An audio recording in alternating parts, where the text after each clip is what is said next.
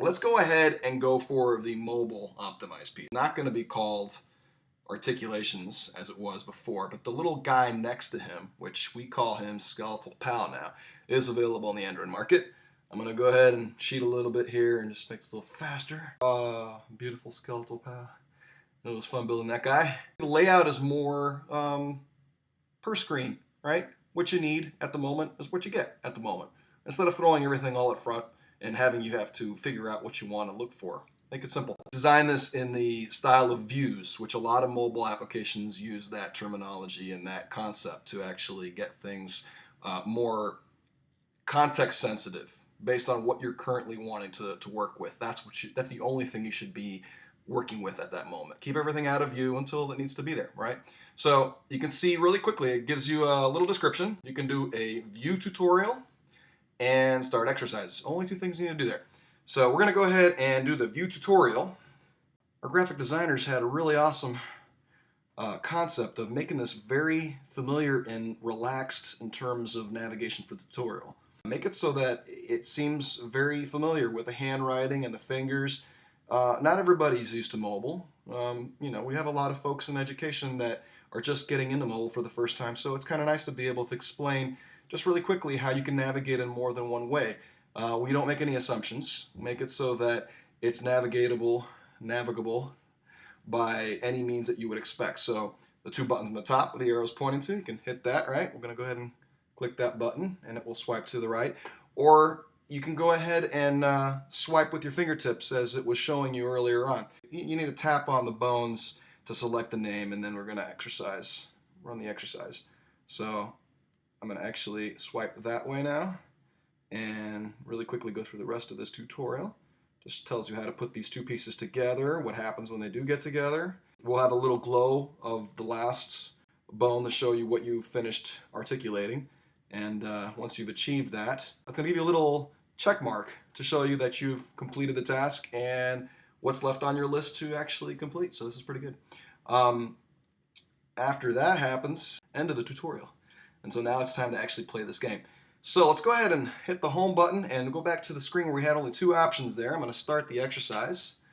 And now we're going to have that list that we saw out there, right?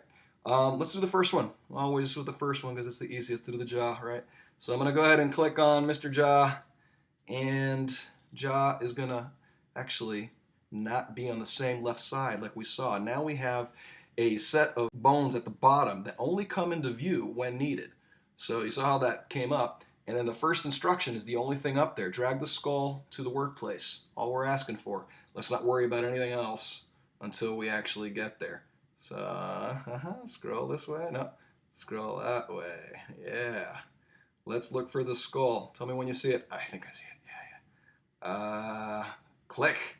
And now you can see that as I'm dragging up, there's a tooltip up there. I'll show you how to take that off later. But that's basically something that allows you to give levels of difficulty. So if, you know, initially you want to have it so they all have tooltips, and you want to be able to give the students the opportunity to pull away from that and maybe select a different bone when they realize they're grabbing the incorrect one. That helps. But later on you can turn those off when you want to change the difficulty level. I'm going to put that up here. And now the instruction at the very top changes, just like we saw in the desktop version. Drag the mandible to the workplace. But it doesn't say articulate yet. See that? It's saying just drag the mandible. Let's identify the bone first, and then we'll do something different. And when I grab that bone, I want you to pay attention to the bottom set of bones there. Something different's going to happen, also because of the context sensitivity that I talked about before, that we're going to try to maintain when it comes time to articulate the two bones. So, without further ado, let's go grab the foot bone. I'm just kidding. I always put the foot bone in first to point out, I got to do it again. Why not? Why not? Let's grab the foot bone and drag it in there. And boom, incorrect. Don't stick your foot in your mouth. I know, it's cheesy, it gets old, but every time a new audience watches this, it's kind of funny. So if you're an old audience watching this for the 20th time, my apologies. All right, so now we're going to go ahead and actually really drag the mandible, which is right next to the foot. See? It's destiny, maybe. Destiny.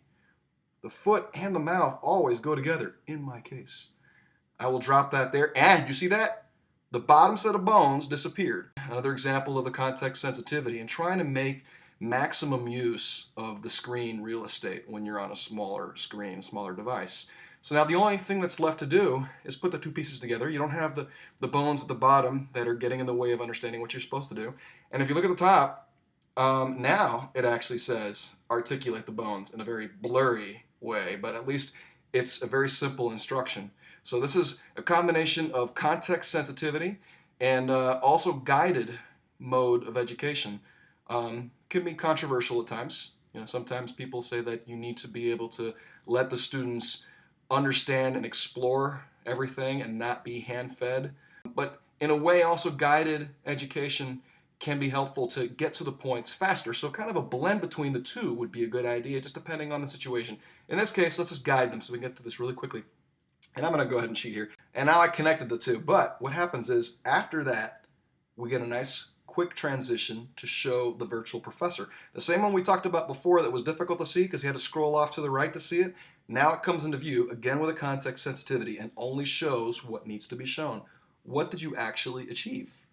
And now read about that. So they're going to see how the condyle of the mandible articulates with a depression located on the inferior surface of the temporal bone. And my goodness, I read that. So now I learned it. Buttons down below which they can either repeat or continue this exercise. Choose. If they go to continue, I will do that. Now it transitions back to the list. And the list has the jaw as being completed. You actually completed the jaw. Good job. Good job. So, you know, you feel free to do the rest on your own time because I'm not going to do it. This is killing me. All right, so now really quickly, let's go to the eye because a lot of applications have eyes. Not body parts, it's confusing now, but we're talking about the letter I, which actually stands for information. So, view tutorial, which we already did. We don't have to do it again. Glossary of terms. Let's go ahead and do that. Because a lot of times we talk about education and mobile. How can we have education and mobile? It's just gaming. What are they really learning? Well, we can include both. We don't have to necessarily just have strict gaming in the sense of playing and having fun, but it's good to play and have fun if it's going to help you learn. But still, we have a glossary of terms that you would be learning about in the actual course. So why not? And you could scroll through these ad nauseum and read as much as you can. You can't read here as much, so I'll stop. Go back to the I. What else we got there? We have about. So about's just going to give us information about the actual mobile app, the folks that were involved in the development of it, which, good job guys. Where's my thumb? Aha, it was cool stuff. And let's go back to I. And okay, there are levels that we were talking about. So this is kind of like the idea of the tooltips we were talking about before, right? So we can turn them on and off. Currently on default, it's easy, which means the tooltips will stay on.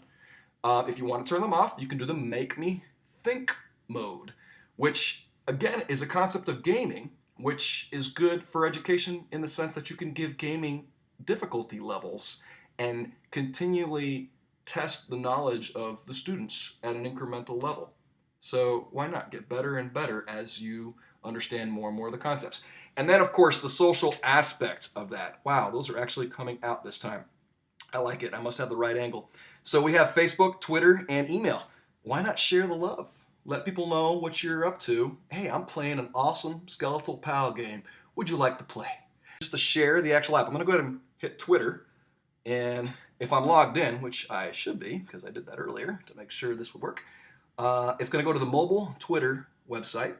And when it does finish loading on this very slow, can't say which carrier network I'm on, I will get in trouble for that, but you could probably figure out by just looking me up. And there we go. Yes, indeedy. It says currently using the Skeletal Pal mobile articulations application from Sinclair Community College. Check it out in the Android market. Beautiful. So that is the tale between two mobile apps. One that was made for desktop and one that was made for mobile. I was trying to come up with a witty thing there. Didn't work.